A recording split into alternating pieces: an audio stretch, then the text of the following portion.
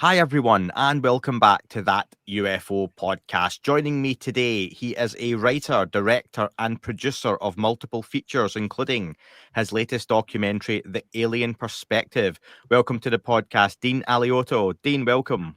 Thank you. It's great to be here, Andrew.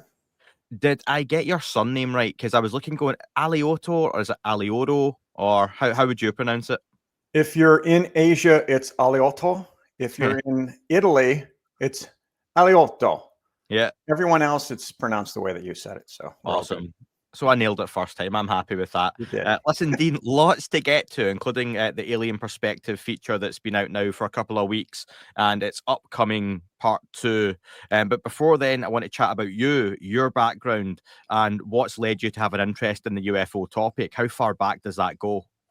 It goes back to my parents' divorce. I was 7 years old. I ended up living with my father instead of my brothers for a few years. So from 7 to 9, being alone in my apartment bedroom, I would stare out at the stars. This is in Sacramento, California, and just imagine that there was someone else on another planet that was going through similar circumstances, and it gave me great solace and made me feel like that we are basically not alone. And it was this kind of weird knowing that I had that that got me through everything that I kind of needed to as far as a child, but it also was fertilizer for my imagination. And so because I come at this space, no pun intended, from a filmmaker's POV, both of those were always meshing. Like, to me, my favorite type of story is doing stories that involve sci-fi. And so it's more than a third of my IP. And by sci-fi, it ends up being all about UFOs and aliens. And because I'm not an experiencer, I find that I need to recreate that as close as possible. And, which is why I guess that first film resonated that I did with a lot of, people, because it is told from that first person's point of view. So that was really the kind of gateway, was a divorce and needing to find that I wasn't alone. So not an experiencer, but had you ever had any sightings growing up at all, even lights in the sky?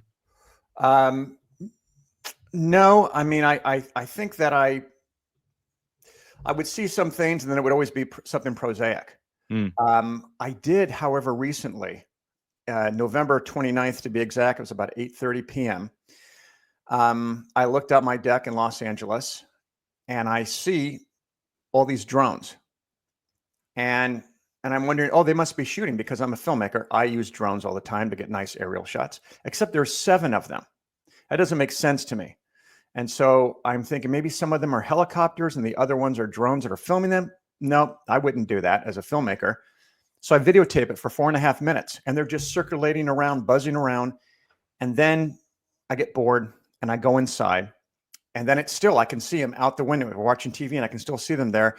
And it must have been maybe an hour or more. And in my brain, I'm thinking, well, they probably changed the batteries and kicked up, more of them, because it only lasts 30 minutes if you're lucky of power of a drone in order to stay in the air. And then in December, the drone flap hits in Jersey, and I'm like, hold on, let me go back and look at that footage. And so it took on a whole different vibe after that. I mean, I think some of them might have been regular drones or helicopters, but just all conflated, all of them happening at once, made no sense to me. And so my daughter went ahead and put them on TikTok, and it blew up, and all these people were speculating on it and everything. So that's, I guess, would be as close as I've gotten, other than my mother, who in the 70s with my hippie stepfather saw a UFO coming up to the shore, like maybe 100 yards away, bright light, almost like an orb, but with a metal shape to it, saucer shape, and then saw it just take off like it smeared the sky, she said. So that's as close as I've gotten.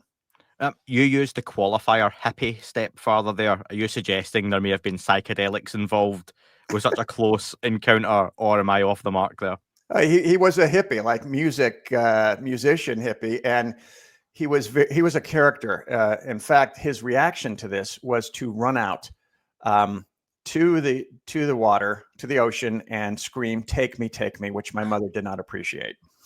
Yeah, the 70s were definitely a vibe, I think, as the kids would say these days. Yeah. Yeah, I think a lot of folks probably yearn for them, given in 2025, as we talk now, the world's a bit of a strange place to live in. But that's where folks listen to things like this, watch content like yours for a bit of escapism, for information, for entertainment, whatever they choose to. So thanks for joining us, folks. It's safe to say, Dean, then, you growing up, you must have watched a lot of sci-fi. You must have watched a lot of it, and you lived through a golden age of cinema, of TV, coming up through the 80s and 90s, which have influenced you. What were your kind of go-to movies or documentaries even? Well, there was a TV series, the original version of In Search of. And so watch that. Leonard Nimoy was the host. The original pilot was actually done with Rod Serling, and then he passed away. But Leonard Nimoy was the host of that. And so that was my first exposure, more than anything, to that. And I used to always steal away to libraries and stuff and find books on UFOs and Bigfoot and, Loch Ness, etc. Yeah. But when I saw the movie E.T., I mean, I remember seeing Close Encounters and being blown away and feeling like, wow, this is a spiritual thing. And it was the first time I associated anything with aliens and spirituality. But it really resonated. Like I felt like I had been transcended. And not many UFO movies ever do that. They have trouble creating awe, let alone spiritual experience. Yeah, that's fair. Yep. Yeah, but I'm here talking to you because of one movie, and that movie was E.T. Because it identified, I identified with it so strongly because I was the jacked up, crazy middle child who dreamed of aliens, like Elliot. My mother, when I moved back with my mother at age 9, she was raising 3 kids on her own. And so that was certainly resonated with me. But instead of taking the broken family, quote unquote, and showing the trauma of it, it celebrated it. I mean, if you look at the movie again, if you haven't seen it in a while, it is an out and out comedy. It's really fun.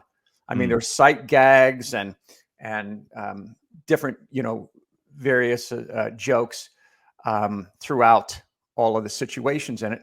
But more importantly, I was like, okay, it's all right to be a nerdy kid who dreams of aliens. In fact, it's celebrated. And the fact that it made, more money than any film at the time in history, it was a big validation. And I literally came home from the film and I said to my mother, I'm a filmmaker. Like that was it. And never looked back. So that was my North Star. Yeah, that's a really good point. I think the generational movies like that maybe come along where most alien movies are either big abductions, scary aliens, fight scenes, blockbusters. I love the original Independence Day. I won't talk about the second one, which No, we won't. if I ever won the equivalent of like the US Powerball, like a $500 million right kind of sum of money, I'd love to take like $300 million and make the third Independence Day. They were going to, because part 2 was meant to follow on to part 3, just for the sheer absurdity of seeing where it goes. Because it certainly seemed to come away from, can I say, realism of the first movie? Yeah. The way the kind of second movie went. But E.T., like you say, it's a friendship movie with the alien story in the background, and one of the friends happens to be an alien.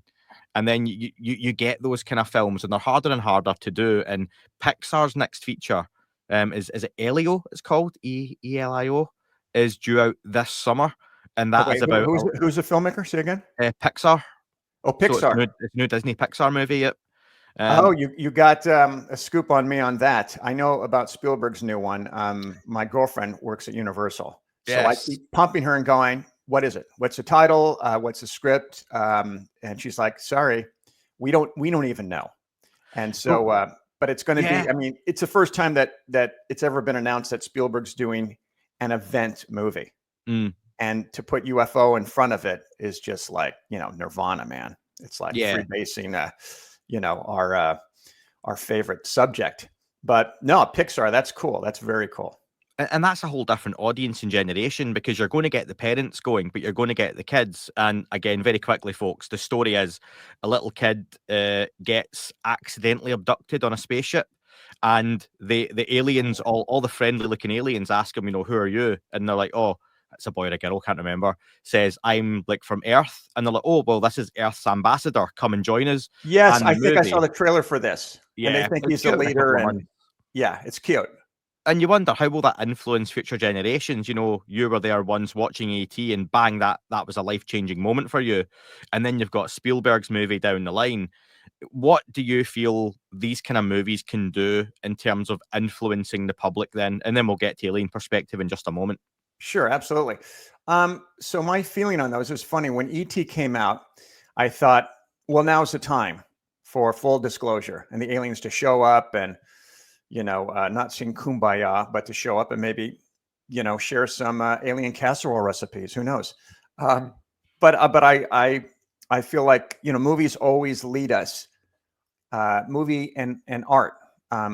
You look at the Civil War.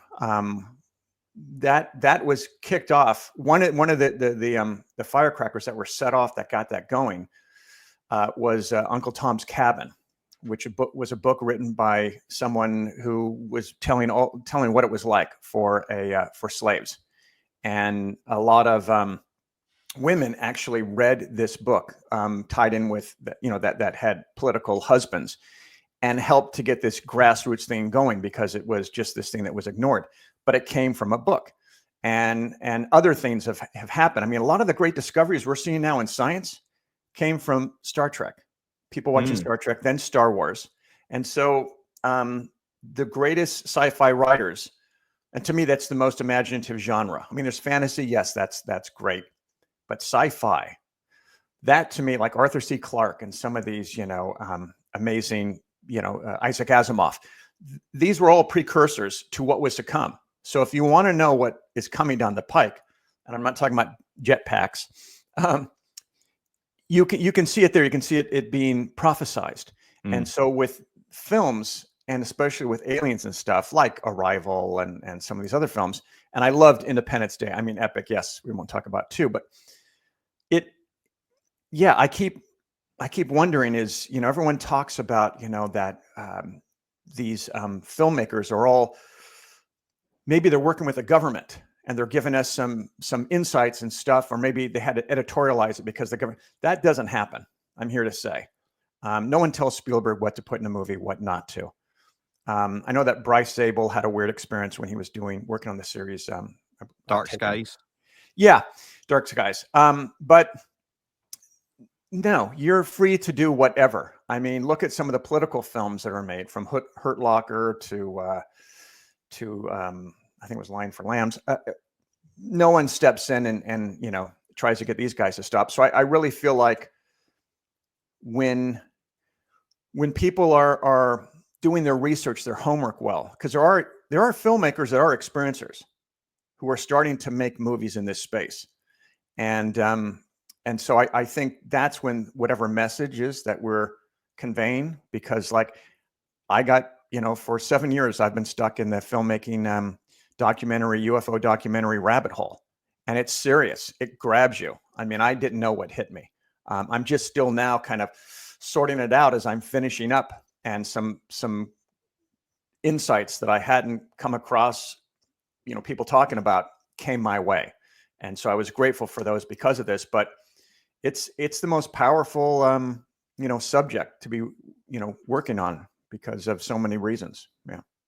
Well, you've set me up with the segue there. So 7 years in the making, the Alien Perspective. It wasn't a documentary that's come to you in the last year. Bang, it's been rolled out. Here we go. What's the story behind that? Because the 7 years to make it, what was the build-up process even before then? Sure. So what happened was I had made this film, the McPherson tape, which was is considered the first found footage film. It was made I had dropped out of my second film school. Had to make my first film by 25 because Spielberg and all my idols, Scorsese, had done that. And I didn't have a pot to piss in. And so on the limited budget, there wasn't DSLR cameras and stuff. Your iPhone doesn't look as good as it did. There was no iPhone. There was no phone, period, mobile phone really, to speak of. And so anyway, I made this thing, and after reading the book Communion, and I wanted to have it feel like it was as much from the viewer's point of view. So you literally got sucked into it. And so that's where I came up with the idea that we'll shoot it all through a home video camera by a 6-year-old who's videotaping his niece's 5-year-old birthday party when the shit hits the fan, and they see a ship and aliens, and one by one they get abducted. And it was all closely researched and closely related to the experiencers, what they had reported. So that was kind of this thing that I made and thought that was it, and moved on. And then it became this cult classic. Someone had edited off the credits, and ended up at the International UFO Congress Convention, where it was believed to be real. A lieutenant colonel, 40 years Air Force, said this is authentic. And then I went on national TV. There was Unsolved Mysteries, hard copy, and a show called Encounters for Fox, and they all said, we want to expose this. And I said, hell yeah. So I think I'm the only filmmaker who debunked his own film. Anyway, so for the 25th anniversary, I'm invited to go out to that same UFO convention, the International UFO Congress Convention. And I go out there and I speak to like 1,000 people. And I found that they had great levity, because I don't take myself serious, as you can tell, at all. I take my work very serious, but not me. And so I kind of feel like the Forrest Gump that's been dragged along here. So I showed it, and then I started meeting people that were extremely accomplished, professors from Harvard, Carnegie Mellon, Montana Tech. And I saw that there was a documentary here. And because I'd done documentaries for TV, I thought, if I could do this in a way that's a premium doc, have it be a higher level than I've seen before, I might be interested in delving into this as not a usual scripted narrative feature fiction film, but a documentary on it. And so I set out to do a 9-month, 15-interview documentary, and that would be it. And that was the last that we heard of Dean, because he disappeared. Because you would interview someone, like we started at NASA, and then NASA, I asked them a question, says, what happens? I said, what happens when you do find a planet that has life on it, where you can see a light grid and everything, a civilization? What do you do then? And she literally got the giggles, and we have it all on camera. She's like, we don't have a plan for that. And I'm like, wait, what?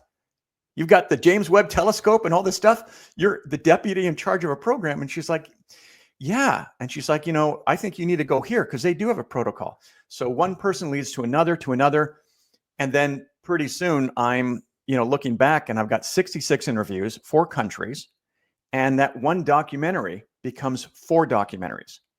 And so the first one, as you mentioned, the Alien Perspective, is dropped and comes out. And I guess the turnkey for me to make these docs, because I'm not interested in doing something that's been done before. It's not fun. It's not exciting. And so when I realized that every single other documentary had been done from the human's perspective, which is mostly what we have to go off of, I saw that if I did the inverse of that and looked at it from the alien's perspective as a hypothetical, that I could pull in, great minds like Michio Kaku, terrific people, Michael Masters, and people at Harvard. And I knew that I could pull that in, and we could munch on that. And what came out of that was, I thought, exceptional enough that I wanted to do a part 1 and part 2. And so that's kind of,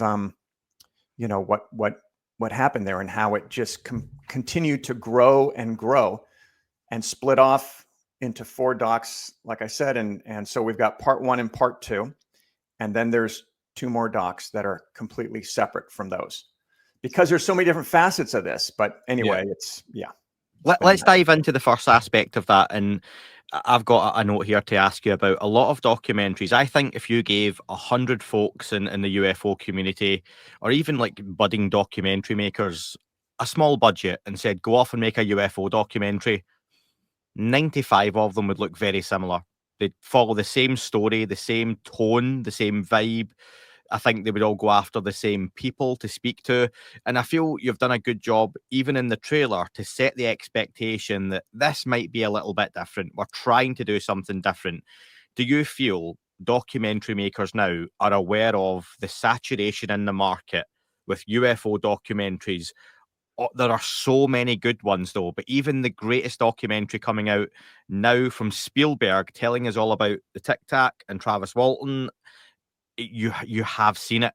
And yes, there is an audience, but let's for a minute talk about, the UFO community, who is still an audience, and I think almost sometimes gets overlooked because, one, you can say this isn't for them, but what is for them then? And that is a sizable audience to overlook, I think. So do you feel there's an awareness of that saturation in the market? Oh my God, dude, it was a tightrope for me as a filmmaker. I'm walking a tightrope because on one side, I've got the UFO community, which I'm a part of. And it's like, show me something I haven't seen before. Otherwise, why am I going to pluck down money? So I had to have at least, 2 mic drops in every show that I'm doing, at least 2. And because, I that is a significant audience, as you said. In fact, it's the biggest audience out there of genre. I mean, there's no romantic comedy convention or film festival, but there is sci-fi aliens, Yeah. UFOs. So, but on the other hand, I'm here to feed the bi UFO curious, who are interested in the subject, but don't know how to get into it. And you have to kind of guide them into it. That's a bigger share just by numbers. And so that's why we start at NASA. And even though we're learning things at NASA that haven't been asked before, we still start there because it's kind of known. It's like, oh yeah, NASA, okay, and gives it a certain legitimacy, if you will. And then from there, we start to go deeper into other theories. And we one of the big theories that we get into is that we may be living in a simulated reality. Mm. And so I went to interview the Oxford professor, Dr. Nick Bostrom, who created the simulated reality hypothesis. And I asked him, and he literally says, no. He says, I'm not saying figuratively that this civilization or this super intelligence that created mankind in the simulation are aliens. I'm saying they would be aliens, absolutely, if this is happening. And so we break that down. And so it just continues going. And so by the end of the first episode, we've kind of gotten everyone else up to speed and also had a bunch of goodies for us UFOites. And then part 2 really brings it home. And there's a reason why there's part 1 and part 2, because part 2 has a completely different vibe. And so, yeah. And so it's like I said, it's a tightrope. You had to serve both masters. So you mentioned some of the casting from part 1. Michio Kaku is one who he's very well known in UFO circles, but he isn't necessarily someone who does the podcasting circuit, much to my own chagrin, right? I would love to speak to Michio Kaku, but he pops up on enough features that he keeps his face out there. Very intelligent guy, incredible to listen to. So such a unique character, not just in ufology, but I think in any documentary, when you see a Michio Kaku pop up, you sit up and take notice. Was it really important to get someone like him involved? Yeah. He was a big get. It took a while to get him. In fact, there were a lot of interviews. The 66 interviews, there were some that, like, as an example, well, I'll tell you that the top 3 hardest gets was Michio Kaku, Leslie Kean, and Dinah Pasulka, Professor Dinah Walsh Pasulka. Very tough. And you kind of have to come at different angles and stuff. And I have everyone, buddy of mine is James Fox. And so he's reaching out to Leslie for me and saying, no, Dean's a straight shooter. You should, do his thing. And then Leslie helps me get Dinah Pasulka. And so to get someone like Michio Kaku to talk about this was kind of like, now we're grounded. Now we can call this a UFO science documentary, if you will. But he says some things that he had never admitted before and never endorsed before. But then he said, he was talking about why aliens would visit us. And he gives his own theory. And I've heard this theory before. But in part 2, you see Dave Foley, actor, UFO researcher, completely crush that one theory that Michio puts forth. I mean, literally demolishes it. So there is some play back and forth where you do have people that are talking and everything about things that we may not agree with, but you know, I don't want to have the documentary just be all yes, man, this is Yeah. it. Yeah, no, I like that as well. Even on the podcast, I like when you can put something to a guest, or it can be a one-on-one discussion or multiple person discussion, and folks should be able to disagree, because ultimately this whole topic is largely theory still. And the most ardent UFO researchers and experts, who there are so many people listening to this who know far more than I do. Most people probably do, but we don't know yet who is more correct than everyone else. We can still all be wrong. So, as a director, what's it like for you trying to work out how far do you go in a documentary or even a part one? So as a filmmaker, when it comes down to how far we want to go in the rabbit hole, um, I will go as far as I can go if I can support what that theory is, in a credible way. I'm not going to, get into other aspects of the phenomenon. Like I'm not going to talk about Bigfoot, or some of the other aspects, even Bermuda Triangle, because it doesn't really relate to what I'm trying to do. And I've got a limited amount of time to do it. And there's more than enough fantastical elements in this. But the thing also is that when you get into this, you learn, like you were saying, about how there's other people who know so much more than us that are really in it. Well, for me, over the 7 years, what I gleaned from this was I was able to take off the table a lot of the things that I thought I knew, Hmm. which was equally important. Things that I thought, oh, this is how this is and everything, I realized that they weren't. So it was equal amounts of that and equal amounts of learning new stuff. But it's kind of like, the Beatles. When you first start listening to them, you're going, oh my God, this is pretty cool and everything, especially when your parents are playing them. And then you go, well, I like Paul. Paul's my favorite. Then you go to John and then George, and maybe you settle on Ringo. And if each of these, the Beatles, represent different theories and stuff, you kind of ping pong around them. And I found myself going into, yes, simulated reality. Oh my God, that's terrifying, but that makes sense. And then, Dr. Mike Masters, looking at his extraterrestrial theory that they're us from the future. And so I try to, the answers I look for are the ones that resonate mostly are the ones that I look and I go, let's project ourselves out. What are we going to do when we have interstellar travel capability? And also, if we could time travel, what would we do? And how would we do that? Would there be certain safeguards and stuff? Would there be the prime directive? Certainly. And so that was also helpful in kind of informing this, at least to jumpstart it. But a lot of these things, I'll be talking to people, and then we would come up with something completely different that they're not even pushing, as their theorem. And that was really exciting when you talk to some of these great minds and stuff. And that led to some of the bigger, more tantalizing discoveries in the documentary. What for you personally was a big change from the beginning of those 7 years to the end, that you thought, if you'd asked me then, this is what I thought, but now that's totally gone and this is where I am? Yeah, I would say at the beginning I was open-minded, and at the end of it, I didn't believe any of it. No, just kidding. At the end of it, it was more getting substantial evidence to support certain things. As an example, talking to Masters, I brought up, and we didn't end up putting this in the documentary, but we'll probably do a special features thing. But I said to Masters, I said, everyone talks about gray alien hybrids.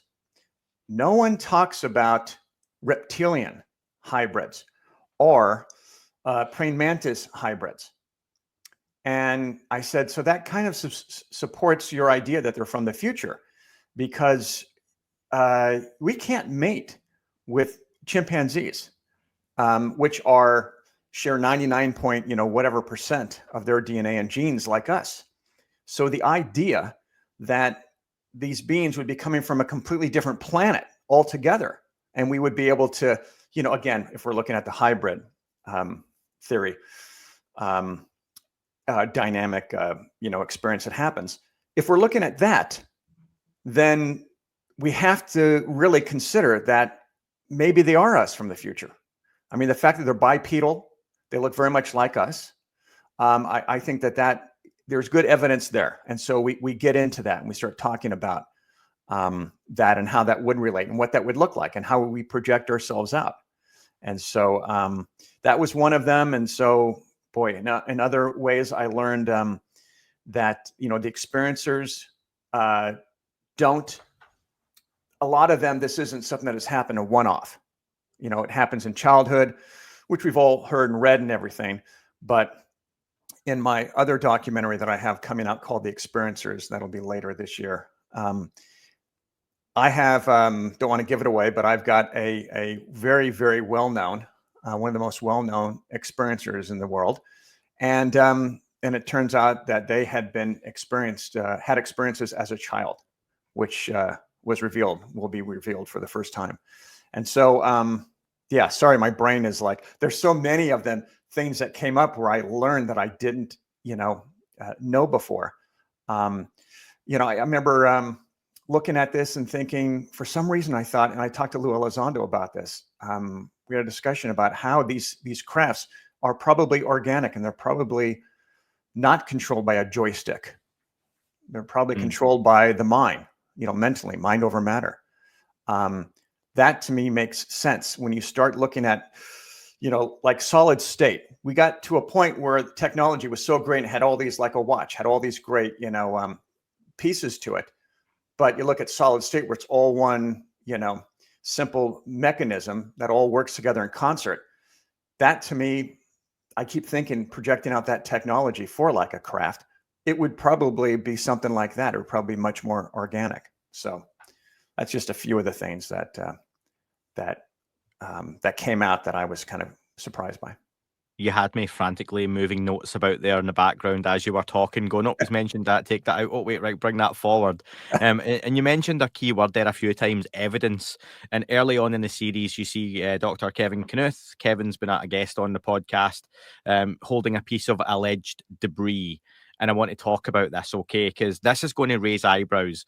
And I'll ask you really straight, Dean. This isn't just something there as to bait a viewer in. Because I've often said, no documentary, with all due respect, no documentary or book or podcast will ever bring forward disclosure. If anyone ever claimed that this documentary or this podcast is going to reveal the truth, that's not going to happen, because something that big and huge and explosive would be taken to, let me ask you, if you got what you truly believed was a footage, smoking gun evidence, irrefutable, oh my God, this is the video the world has been waiting for. What do you do with that piece of evidence? I think I sell it on eBay for as much as possible. I think what I would probably do, here's the thing, boy, that's a whole other discussion with regards to what disclosure is, right? Because having artifacts from a higher intelligence, I think, is as evidence is a signpost, really. And we are having the material that I will vaguely state. It's being checked out by one of the top pioneers in extraterrestrial material. And what I mean by that is comets and asteroids. And he's out of Caltech. He's a rock star. I mean, he's not someone who kind of dabbles in this. He's someone, this is what he does for a living. And so he felt confident because it had been already analyzed 2 other times beforehand with interesting results. But this guy, we just all agreed, and Kevin agreed, whatever he comes up with, that's going to be the final. So with regards to evidence impacting society, well, you kind of have to ask yourself, what is that? Smoking gun is one thing, but we have the congressional hearings, right? It's going on and on. Last one was in, I believe, October or November 17th, something like November, that. yep. Yeah. Until they drop out a UFO tailpipe on the congressional hearing desk, in front of them, you know, we don't really have that. If we have a craft, are we really going to flaunt it and we're going to show it to the public? And are we going to auction off free UFO rides? I don't think so. I think we're going to hold on to that. So, you know, I think what we're going to get is maybe better footage, which they have, absolutely. I would, you know, almost stake my life on that. But what are we leading to? Because we already know that this is real. The experiencers have had disclosure for decades, probably centuries. So what are we hoping to get ultimately? Because right now, the Navy, the government, they've all admitted we have it. So that is a great meal in of itself. And people kind of want to skip to the second, third course, maybe dessert.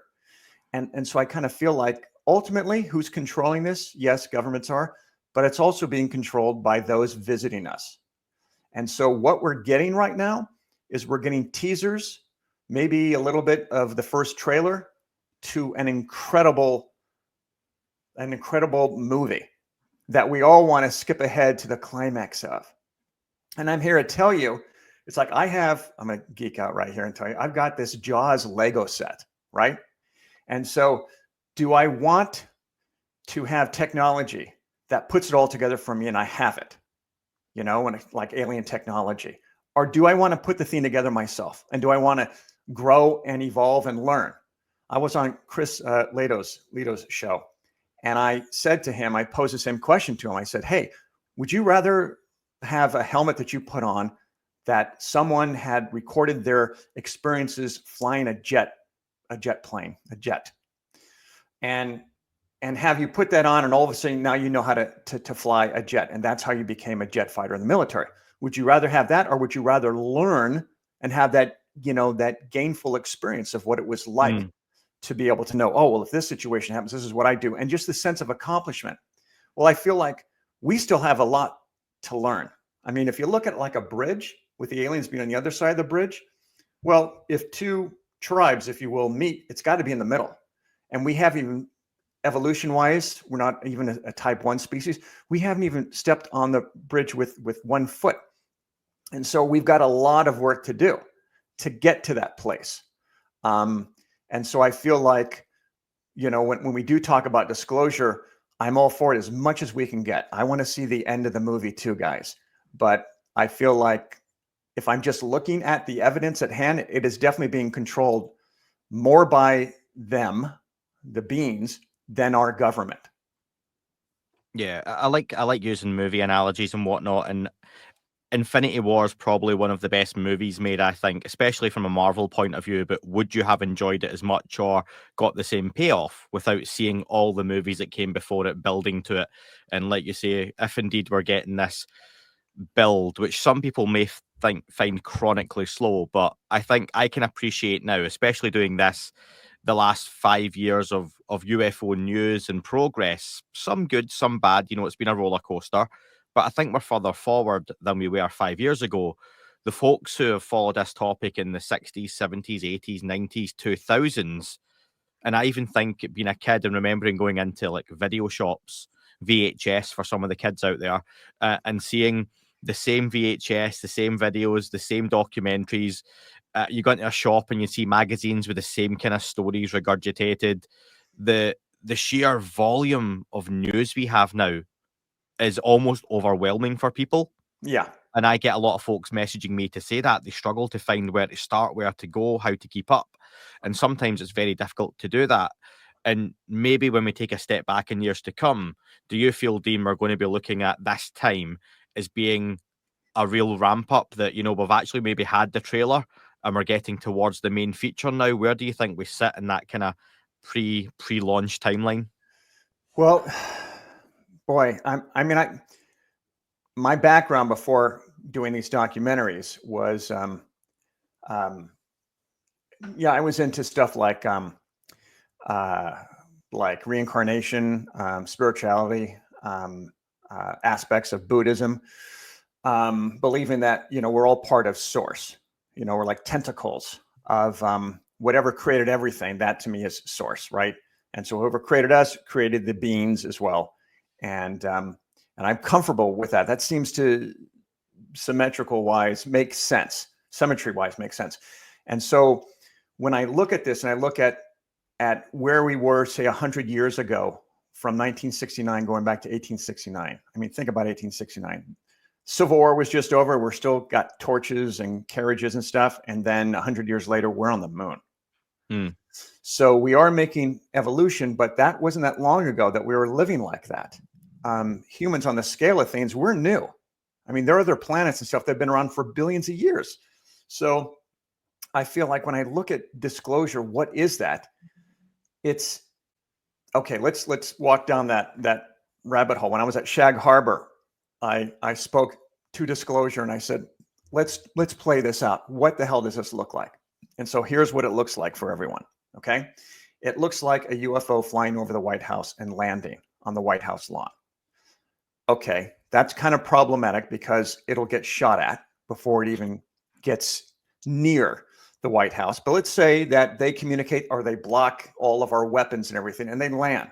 So the craft lands. Everyone comes out. We're videotaping it. We're filming it with iPhones and with news cameras.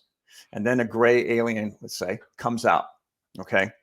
The alien comes out and whoever is the spokesperson comes out to communicate with them. Well, they don't communicate verbally, do they?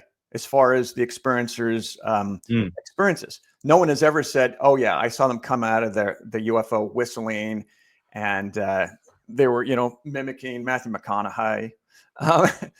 So it's all telepathically. Yep. So, okay, so they would telepathically communicate. How wide does that telepathy go? Like, can they look at a camera and then everyone who's looking at the camera, will it come? Supposedly that hasn't happened as an example. You've got to be in somewhat close proximity. So now you got to rely on the spokesperson to relay everything perfectly, right? To us. Now, who's the spokesperson? And now could they maybe be manipulating it? So then maybe the alien has to go on a whistle stop tour, where they're going from town to town and everyone's having their own personal experiences. Someone at some point is going to say, like Lou Elizondo will tell you when he would do these briefings with generals, a chunk of them would say, thank you so much. You're doing God's work. And then you would have another chunk of them say, they're demons, right? Mm. So we do that. We love putting things on pedestals and knocking that shit down. And so what are we going to get from that ultimately?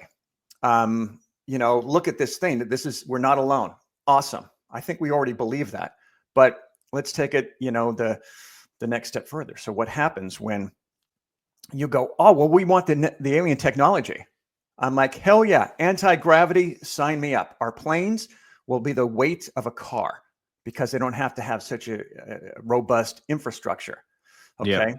Well, that technology of anti-gravity, that can be used to take certain people or certain nations and levitate them off the planet. Yeah. So who are we going to give this to? And we're going to say only America is going to have it? So there's just certain things that it comes down to. And one of the biggest reasons, I was talking to Yvonne Smith and saying, why am I doing these documentaries? I don't understand this because I've never spent this much time on any of the films that I've done. And I said, I'm not an experiencer, so I don't get it. And she chuckled and said, well, they don't have to come to your door to get you to kind of be a part of their messaging. And what is their message? Their messages are two things. Your technology isn't helping you and you're ruining the planet. And so for me, ruining the planet, everyone goes, well, they could come and they could help us and they could clean up our environment and everything. I'm like, hold on, time out. You again want to get halfway on the bridge. How are you doing that if you're having a parent come in and clean your bedroom that has to say to you, don't have me come back here and do it again. You guys have to do it, clean up your own room and leave. So I feel like we've got some earning to do. We have some evolution to do to get to that. And we can. That's the great news, is that we absolutely can. We just have to all get on the same page and prioritize where we're at and what's important. And I think ultimately, when we start looking at the planet as being a part of us, truly a part of us, which it is, and we can show that respect for the planet. I think until we get to that and a few other signposts to prove, sorry, I'm going off on a tangent here, but no, it's okay. Until we get to that place, we still have to earn, our seat at the table with regards to full disclosure and talking to them. So I'm not sure how we overcome that for another species. That that to me is kind of paramount to communion, to close encounters of the fourth kind, if you will, or fifth kind happening. So here's a question then. Quite often people will talk very spiritually about this topic, or very hopeful that another species is going to come and save us from ourselves. Is there an argument that any intelligent species who comes right now to give us a seat at whatever table it could be, you could almost question the decision behind that as to why? I would raise an eyebrow because right now, and I've had discussions again with some folks offline, um, and it's kind of difficult ones to have because I think they're quite broad and moralistic and ethical, and I'm not eloquent enough to have these, and philosophers and people should have them. But I look at pick a country in a third world nation, and there are babies being slaughtered in horrific ways. And as a species, we are doing really awful things to each other in a lot of different places. And I then hear people say, well, the Palladian beings are going to come and there's going to be a new age of love and light. And I'm like, yeah, are Ugandan warlords who are slaughtering babies with machetes ready for an era of love and light? And again, I'm probably really simplifying it down, but I would then judge a species coming to us and going, "Yeah, you're all ready now.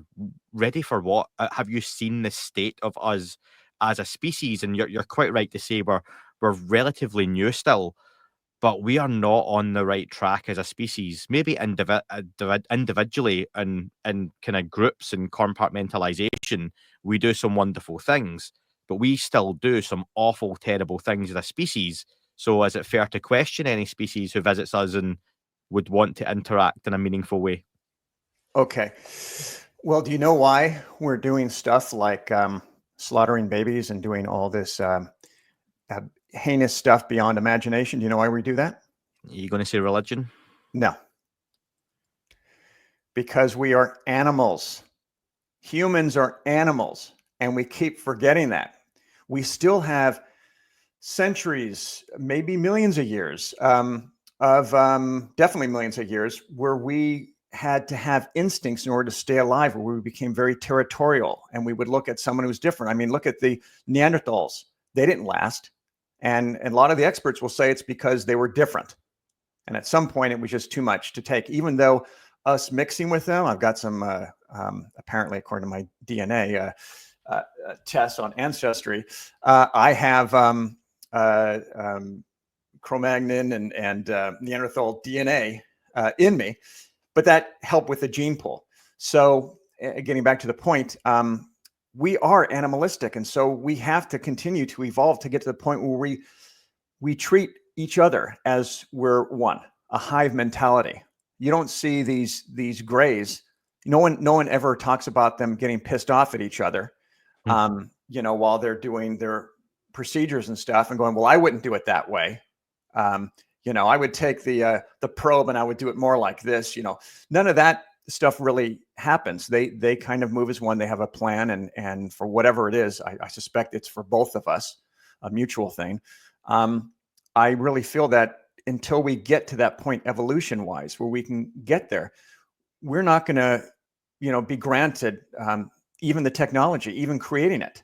Because right now, with nuclear weapons and stuff, and the hydrogen bomb and everything, and the stuff that we're coming up with that we don't even know about, it's like a little kitten that's running down a hallway whose hind legs run up a little bit ahead of it because it doesn't have the coordination right.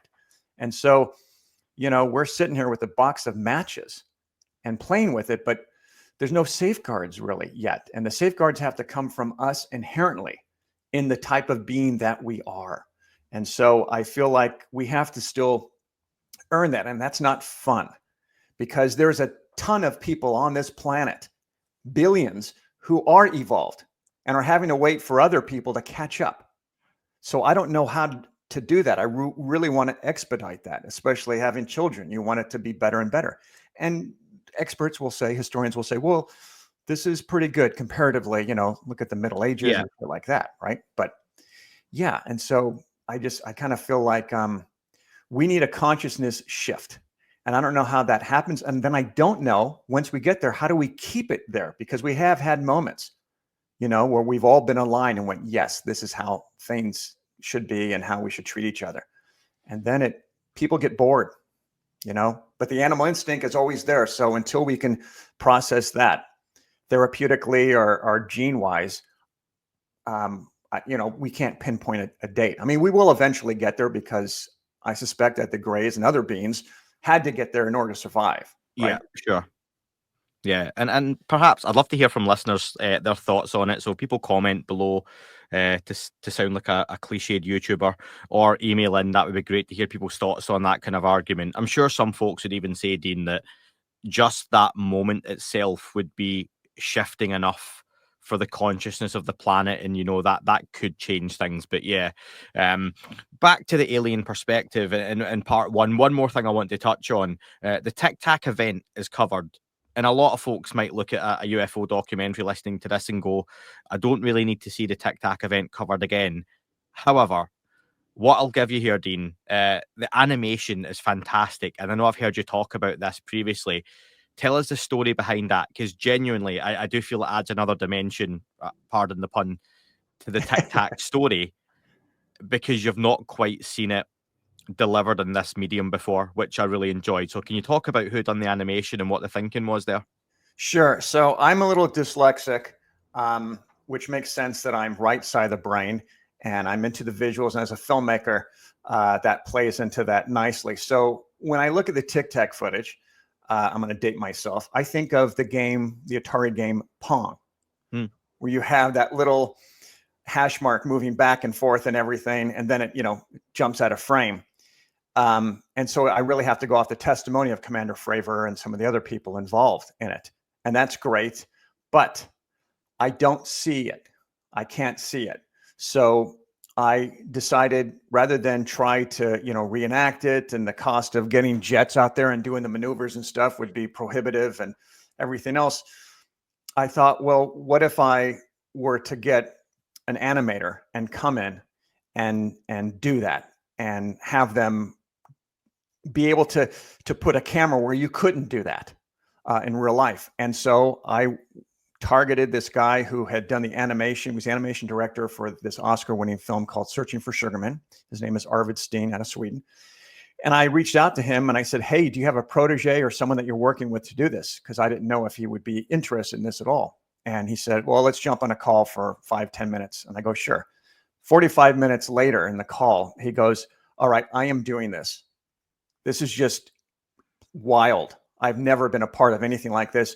I'm your guy. And I was just knocked over. And so Arvid came on board, and working with the description of Commander Fravor and some others and everything, and images that we had seen, I went ahead and it took a long time to get it just right, because I'm a perfectionist. We were able to actually take people through what it was like for Commander Fravor inside his jet, and also from the alien craft's point of view.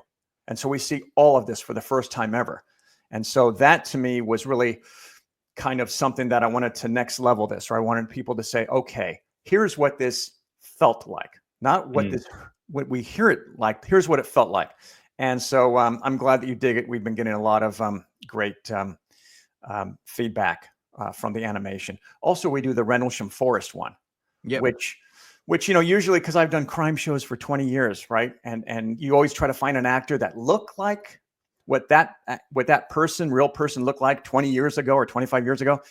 Well, this was many years ago, and maybe the actor can act, who knows, but to have an animator draw him exactly like it was, the uniform he was wearing, what the forest looked like, what the craft looked like, it was next level. And so for me, that was something that had to be done, not just for everyone, but especially for us, ufologists who really wanted to drill down on those details and see it. Yeah, I really enjoyed that. And let me ask, what have the reactions then been like? Because I think it's been out almost 2 months now on streaming services to part one. Yeah, so part one has been fantastic. We've the reviews have been great, from our rating on IMDb to Dread Central, which is a genre review like Rotten Tomatoes. We got an article on that. All of it's been fantastic. The biggest complaint that we've got, to be honest, is everyone wants to see part 2. And they're like, you bastard, this is a pretty brutal cliffhanger. How can you leave us hanging? The actor Thomas Jane, ufologist as well, Thomas Jane came to the screen that we had in LA, and he was like, God damn it, Dean, can you give us a little? I go, no, it's a whole different thing. So you'll see it. And I can make an announcement here, which is part 2 is going to come out June 1st, but we're going to have our world premiere at Contact in the Desert, May 31st. And so we'll have a panel there and everything, and we'll probably show part 1 and part 2 back to back. Yeah, we've done really well with it. It's on Apple TV and Amazon. I kind of prefer Apple TV because I think the player is a little bit better, cleaner on it, but either is fine. But yeah, it's available for rent or purchase. So right now, if people sit down, they can watch part 1. What do you want them to come away thinking afterwards? If there's one thing, that those end credits start to roll, and of course, as a director, you want everyone to sit and watch those end credits. No one switches off as soon as that title screen comes up. What do you want folks to sit and think? I want to have, okay, well, I'll say you're by UFO curious. I want them to see all the work that has been done, all the mind, mental energy that's gone into deciphering what is going on. I want them to appreciate that.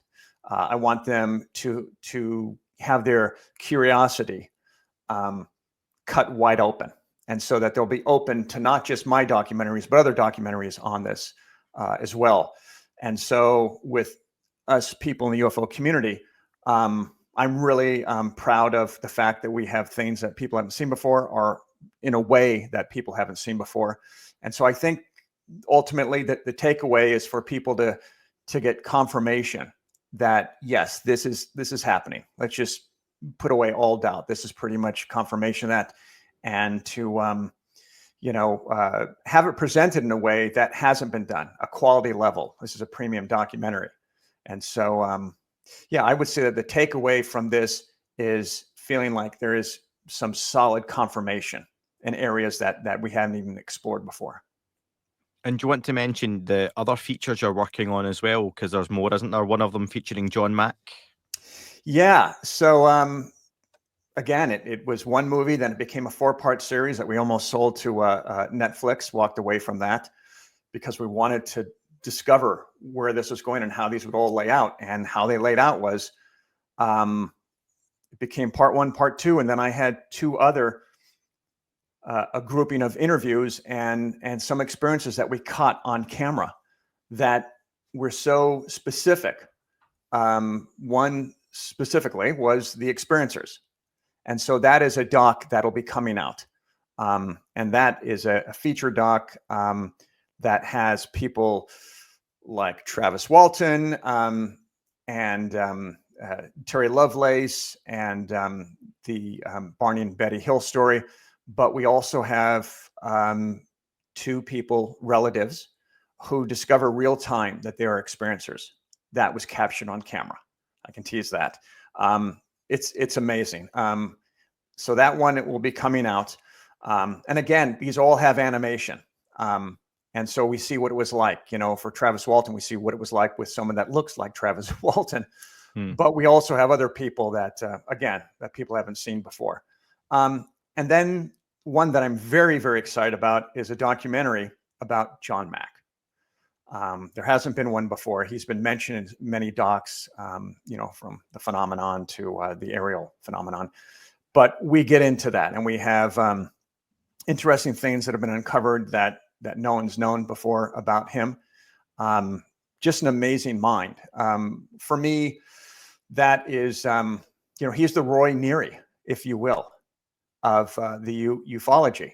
He's someone that walks into this with a little bit of course, J. Allen Hynek, where they walk into it a full skeptic, and then it just changes and becomes something completely tangible, which blows him away. And what that journey was like, and how he, was crucified, literally, professionally wise by this. And so we cover all of that, and we have new interviews and stuff. And again, the pressure's on me to present things that we haven't seen before in a way that pushes the UFO, football down the field further. And so anyway, I'm really excited about those. But after 7 years, all of these are be coming out. I think the last one may be released early next year, but we're doing a big dump of these. Yeah, well, speaking of documentaries, I need to get your thoughts before you go on Age of Disclosure, which is a big documentary folks are talking about right now from Dan Farah. This has got 34 individuals, I think, was the last count I saw, including Lou Elizondo, a lot of the big names, big congressmen and women who are involved in the UFO topic coming forward. And a lot of folks saying this is going to move the needle. It debuts at South by Southwest, I think, in a couple of days' time from this. What's your expectations on this documentary of this size, with those kind of heavyweight names behind it, and what it could actually achieve? Okay, let me try to unpack that. First of all, it is a great looking documentary. I feel like I'm watching a Netflix show. It's shot, as he should be, high end quality.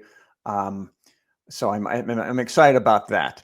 I've seen all these people talk before, and so I'm assuming that Dan has gone ahead and he's gleaned new things from them. It's not coming across 100% in the trailer, which you would want to hold back anyway. So I don't know enough, to be honest, about that. I think, again, having the subject, the topic out there and handled in a quality way is key to getting people to pay attention. I will say that having this documentary at South by Southwest is a pretty epic achievement. Yeah, because that's never happened before. I don't know if he's going to get it in theaters or if he's doing it. I think he'll be streaming somewhere. He's going to sell it before, if he hasn't already. Yeah. I think Jay Stratton's the big one a lot of folks are looking at, and he has comments in the trailer of, I have seen alien bodies and alien craft. I think that could go one of two ways, depending on, I've said before on the podcast, Dean, any qualifiers before it. If the worst case scenario happens, where it actually what he said is, we need people to come forward who can tell us, I have seen alien bodies and I have seen this, and you're a documentary maker. People use creative license. They take that quote and they move that little bit out to make it more sensational. We're hoping, though, that Jay Stratton himself is coming out and saying, no, I have seen this, and can even perhaps go a little bit further. But yeah, I think the South by Southwest seems to be a really big achievement. I doubt it's going to go theatrical. Maybe a limited theatrical release in certain places. I think this goes to streaming. I don't think. Yeah. I think you're right. I mean, Fox, both he and I got kind of screwed when the phenomenon was coming out. He had a 1,400 seat theatrical release that was going to be happening. And I think it was Regal or something that was going to be doing it. And then COVID happened, and I was going to have my film, the McPherson tape, was going to get a theatrical release through Alamo Drafthouse, which it still may do this year. But that was the closest. I mean, certainly you've got Chariots of the Gods, which was UFO related greatly. That came out in the theaters in the 70s, but not a hardcore, I thought what Fox did with the program, that kind of covered the territory that Dan Farah's doing. So there's definitely going to have to be things that are going to be next level. And so I'm assuming that he's got those in there. But I think that Fox's the program kind of organized everything with the hearings and all those players. So so I'm kind of like you. I'm waiting and seeing. Yeah, time will tell sooner than later. What we'll do is we're going to end it there, but I am going to ask Dean to hang on for just a couple of minutes for a little bit of bonus content, folks, because that McPherson tape you've mentioned a few times, some of you will know what that is, some of you may not, perhaps newer to the topic, but it's something that's got a place in my heart near and dear to me, which still terrifies me to this day. So for those of you on the free feeds, this will be the end of things. Dean, just remind folks how they can watch the Alien Perspective Part 1. Sure. You can either purchase it or rent it on Apple TV or Amazon right now. And part 2 comes out June 1st after a premiere at Contact in the Desert. Yeah. Yes, and people can also follow me on Instagram at Dean Alioto. And if they go to alienperspectivemovie.com, I update things as well and the trailers there. And you can also purchase the movie through a link on that as well. And there's some behind the scenes pictures and stuff as well on that. Awesome. All of those links will, of course, as usual, folks, be in the description. So thank you very much. And if you're staying with us on any of the paid feeds, you'll hear a couple more minutes of myself and Dean.